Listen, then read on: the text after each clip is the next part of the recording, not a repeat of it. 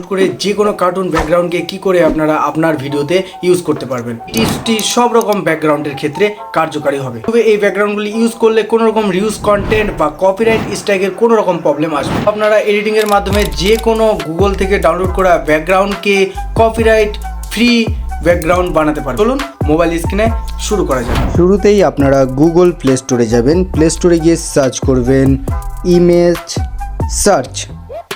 Search প্রথমেই চলে আসবে। এটিকে সিম্পলি আপনারা ইনস্টল করে নেবেন। তো আমার অলরেডি ইনস্টল করা আছে, ডাইরেক্টলি আমি ওপেন করে নিচ্ছি। ওপেন করার পর এখানে আপনারা যে ব্যাকগ্রাউন্ড আপনার দরকার সেটাই সার্চ করবেন। কার্টুন ব্যাকগ্রাউন্ড সিম্পলি আমি সার্চ করে নিচ্ছি। ব্যাকগ্রাউন্ড সার্চ করার পর সিম্পলি এরকম অনেক ব্যাকগ্রাউন্ড আপনারা পেয়ে যাবেন। তো এই ব্যাকগ্রাউন্ডগুলি ডাইরেক্টলি যদি ইউজ করেন তাহলে কপিরাইট স্ট্রাইক বা কপিরাইট ক্লেম অনেক ধরনের প্রবলেম ইউটিউবে আপনার চ্যানেলে দেখা দিতে পারে। তাই ডাইরেক্টলি এখান থেকে ডাউনলোড করে আপনারা ইউজ করবেন না। সো আমি এখান থেকে একটি ব্যাকগ্রাউন্ড দেখাচ্ছি এডিট করে। সো সিম্পলি এখানে ডাউনলোড কমপ্লিট হয়ে গেছে। ডাউনলোড করলাম, করার পর প্লে স্টোরে গিয়ে আরেকটি অ্যাপসের আপনার প্রয়োজন, সেটি হলো পিক্সেল সবারই প্রয়োজন, কারণ ইউটিউবে ভিডিও আপলোড করার পরেও যে থাম্বনেল এডিট করতে হয় পিক্সেল দিয়েই তৈরি করতে হয়। তো ডাইরেক্টলি এটিকে ওপেন করে নিচ্ছি, আমার ইনস্টল করা আছে। ডাইরেক্টলি এখান থেকে ডিফল্টে করে এখানে দেখতেই পাচ্ছেন নিউ ট্যাক্সে, এটিকে আমি ডিলিট করব। ডিলিট করার পর এখানে ইমেজ সাইজে ক্লিক করব, কাস্টমের এখানে ইউটিউব থাম্বনেল ক্লিক করে ওকে করব।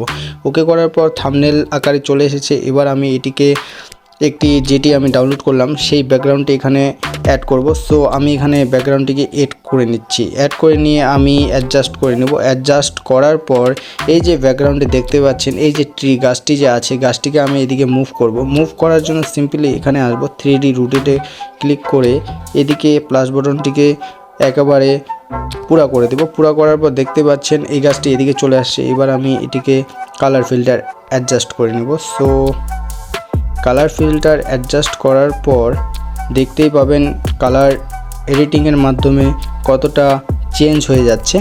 সো এরকম পুরা কাজ করার পর ফ্রম গ্যালারিতে গিয়ে এবার আমি একটি গাছ নিয়ে নেব। সেই গাছটিকে আমি এখানে অ্যাড করে দেব, তাহলে একদমই আলাদা হয়ে যাবে।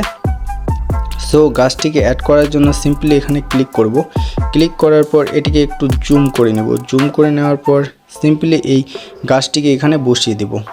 সো বসিয়ে দেওয়ার পর দেখতেই পাবেন থাম্বনেলটি আলাদা আকারে পরিবর্তন হয়ে যাবে। সো এটিকে কালার এডিটিং করে নেব, একটু অ্যাডজাস্ট করে নেব ওই গাছগুলোর মতো।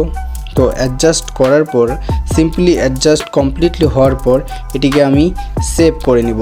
সো দেখতেই পাচ্ছেন অনেকটা পরিবর্তন চলে এসেছে, গাছ লাগিয়ে অনেক কিছু চেঞ্জ হয়ে গেছে। সো এরকম যদি আপনারাও করেন তাহলে আপনাদের ভিডিওতে কোনো রিউজ কন্টেন্টের কোনো চান্সই থাকবে না। আপনারা গুগলে যে কোনো ব্যাকগ্রাউন্ডকে ফ্রি কপিরাইট ব্যাকগ্রাউন্ড খুব সহজে বানাতে পারবেন। ডিসক্রিপশন বক্সে আমি একটি লিঙ্ক দিয়ে দিব, যেখানে আপনারা শিখতে পারবেন যে প্রফেশনালভাবে কার্টুন ভিডিও কিভাবে বানাবেন। এখানে শেষ করছি, ভালো লাগলে লাইক কমেন্ট শেয়ার।